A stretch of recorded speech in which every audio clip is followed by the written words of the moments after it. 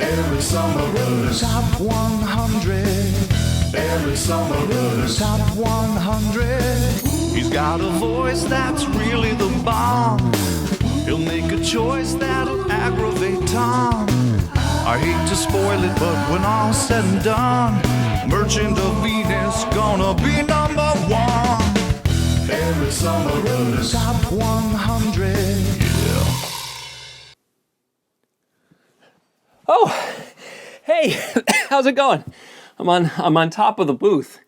When we were doing the studio tour last time, I looked up here and said, wow, nice big flat space. This might be good for storing games. Problem is it's a little bit inconvenient to get up here, and it's a lot dusty. You know what, let's just get to the top 100. Number 20. Unlock. Number 20 is actually spread all over all these various boxes, but this happens to be one of my favorite sets of Unlock. It's got the Alice in Wonderland and is that the Sherlock Holmes one? That is Sherlock Holmes. Sherlock Holmes and the insert coin here, which is a really neat variation on the system. Unlock is an escape room game that uses a deck of cards, and a lot of it is very much constrained within that deck. It's a little less wide-reaching than, say, Exit, where you're cutting up cards and folding things. But I sort of appreciate that it's a little more limited. It's a lot about combining cards together, so there are numbers on each of the cards, and if I combine a screw and a screwdriver, I add the numbers of those two cards together and search through the deck to find that card, which should mean an unscrewed thing, whatever I unscrewed. It uses an app, and some of the later editions of Unlock have sort of expanded what that app can do, adding puzzles and activities to the system, which is pretty neat. But I always am excited when a new Unlock is available to play. So that's why it's number 20, the Unlock system. Number 19. Through the Ages. Falling just a little bit to number 19 is Through the Ages, a story of civilization. I think this game is a masterpiece from Lara Fatul. You have a civilization, you are acquiring cards that make that civilization work.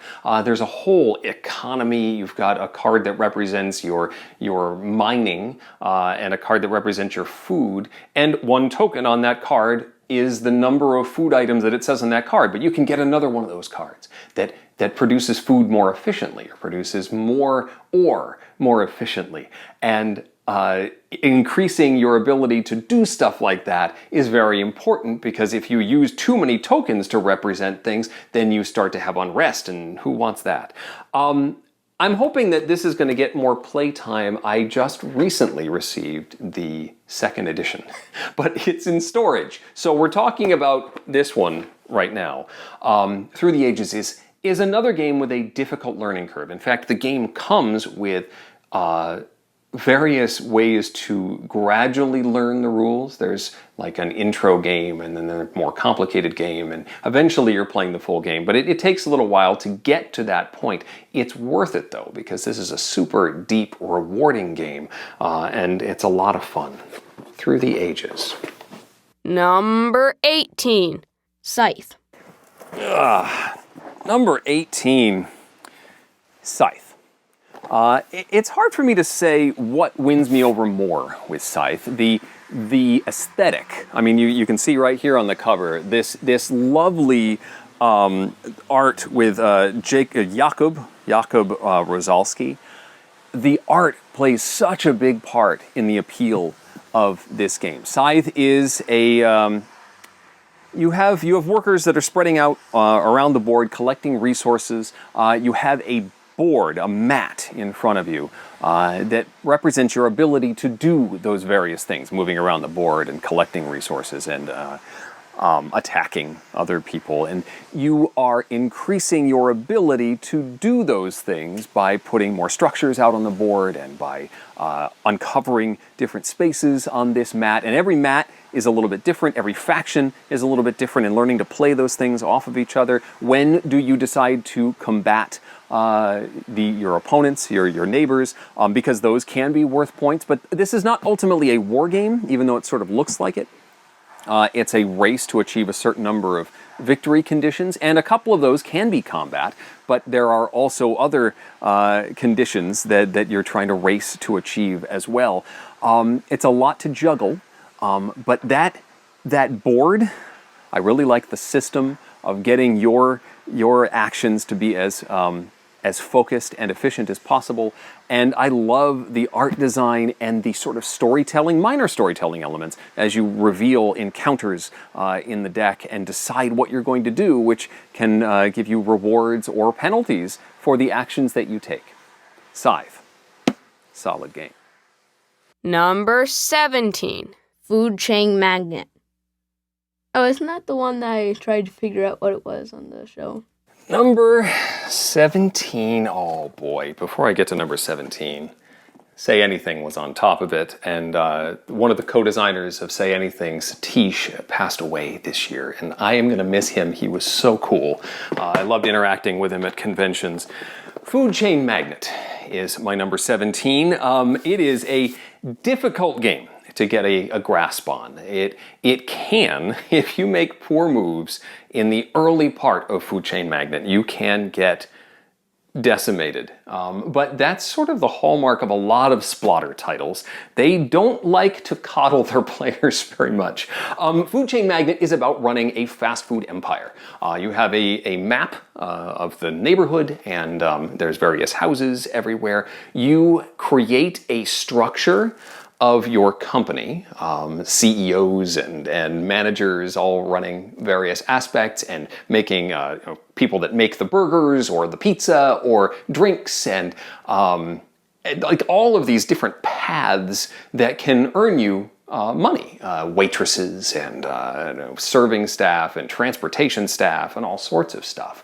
And you also have to advertise your stuff to the masses. And you can advertise everything from mailers to billboards to radio advertising, and that affects larger swaths of the populace. And then deliver the stuff that people want, because you advertised it to them in order to score points and money.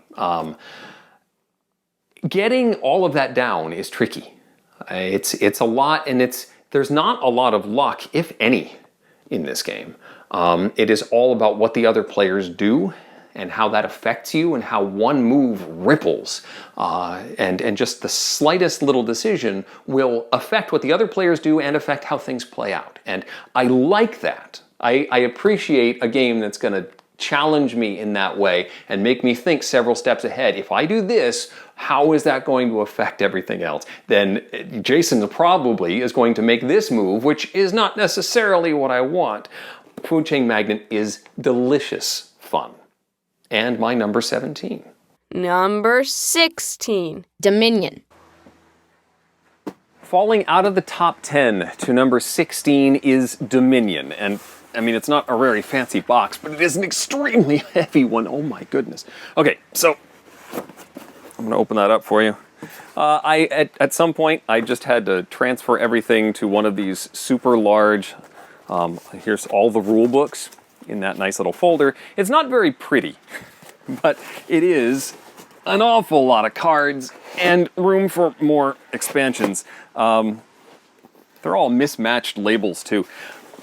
Dominion is a deck building game, and one of the first deck building games, where you are acquiring cards, getting money to buy more cards, and that's the whole system. You're activating abilities on the cards that you've purchased. You can play one action on a turn, but usually some cards give you more actions, so you sort of create this cascade of this card lets me do 2 more things, and then I do those 2 things, which let me do this other thing, and then I buy more cards, and some of those cards are worth points.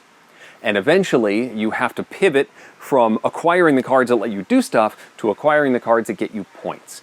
And when you do that, and how quickly you do that in relation to your opponents, and whether that messes up the flow of your deck, is the key to doing well at Dominion.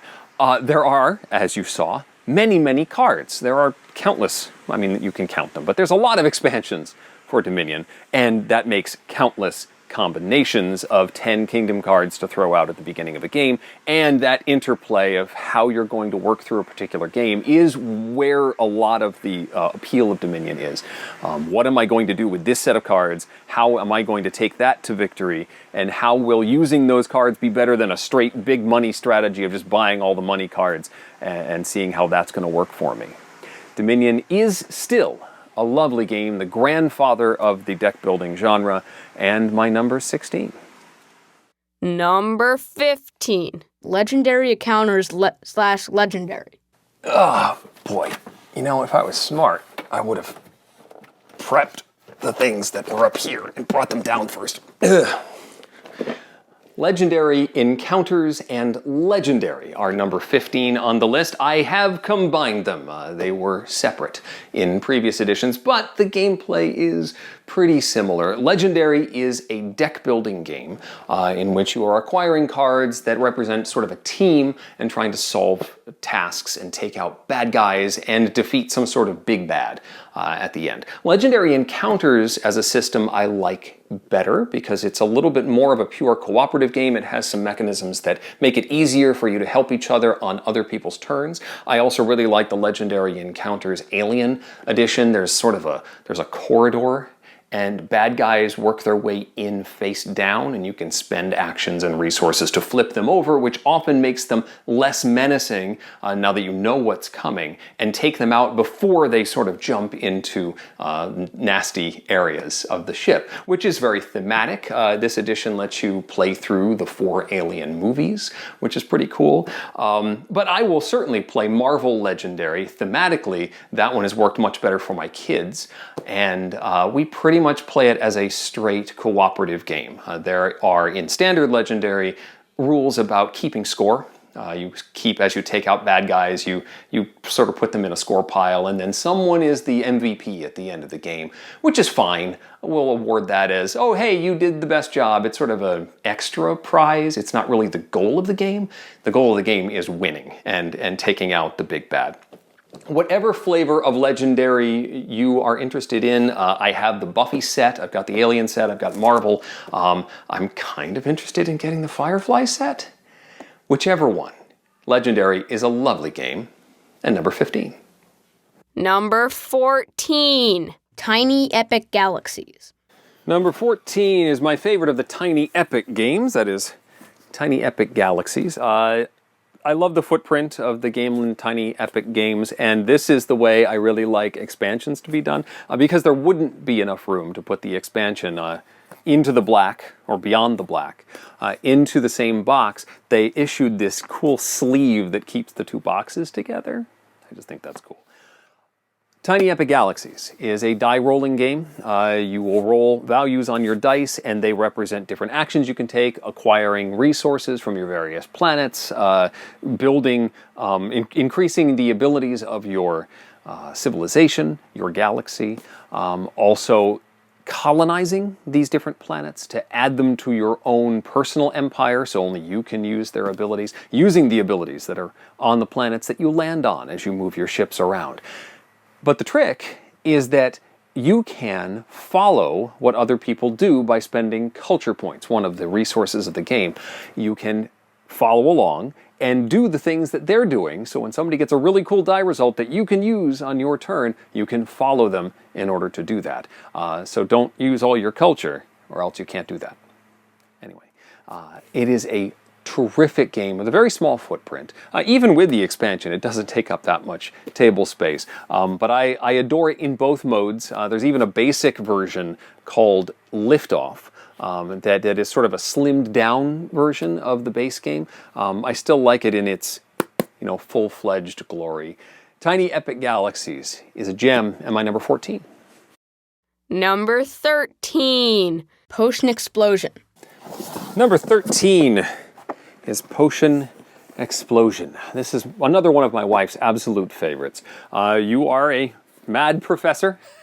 Or I guess you're a student and you can get help from the professor. You're creating potions, which require a combination of different colored marbles. The marbles come from this array, a hopper, that sorts them into lines, and as you remove the marbles, you're going to cause them to collide with each other, the ones that are left over, and if you get like colors to collide with each other, you will also get those. It's an explosion. So doing that is sort of a puzzle. It feels a little bit like a match 3 game if you're into that style of mobile game. You can cascade all of those and get a nice big chunk of marbles into your hand in 1 or 2 moves.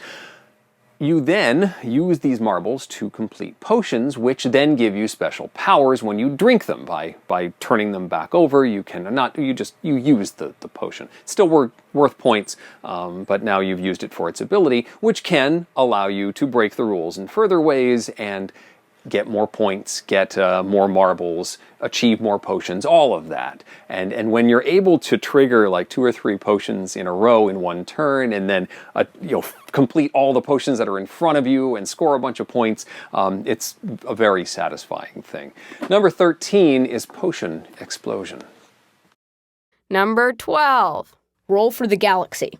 At number 12, Roll for the Galaxy has been working its way up in my rankings. Where was it? The last time we did this, it was number 25, which means it's getting a lot more playtime for me due to the app.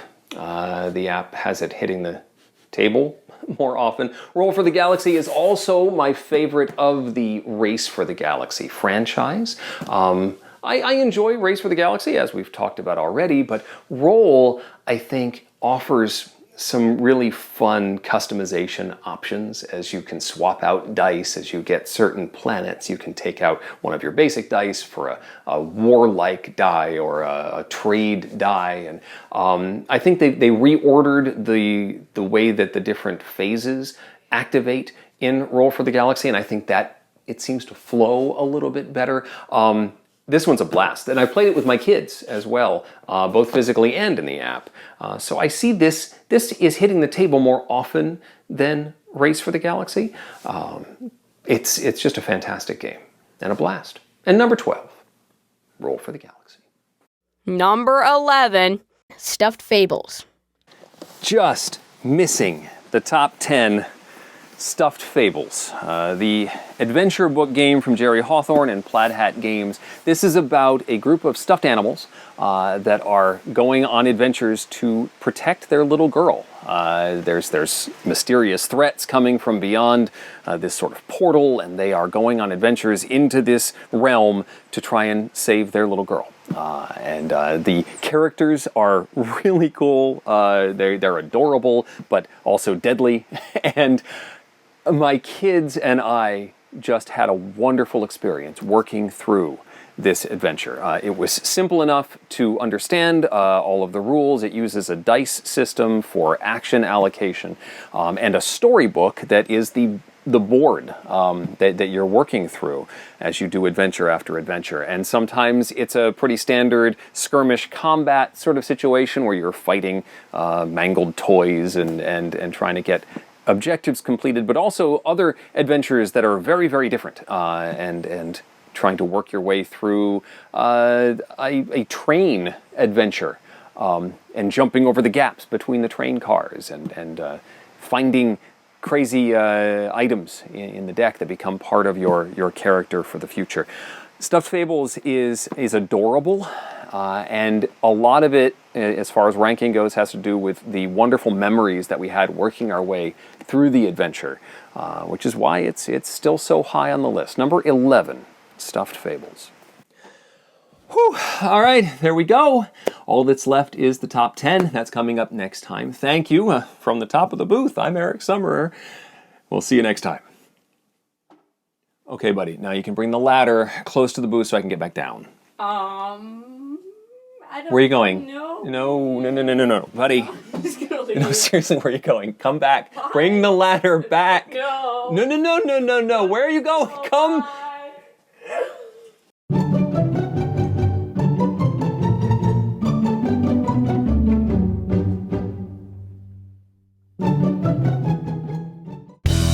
Every summer runners. Top 100.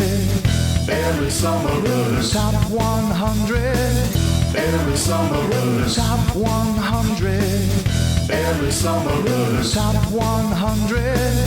Every summer runners. Top 100. Every summer runners. Top 100. Every summer runners. Top 100.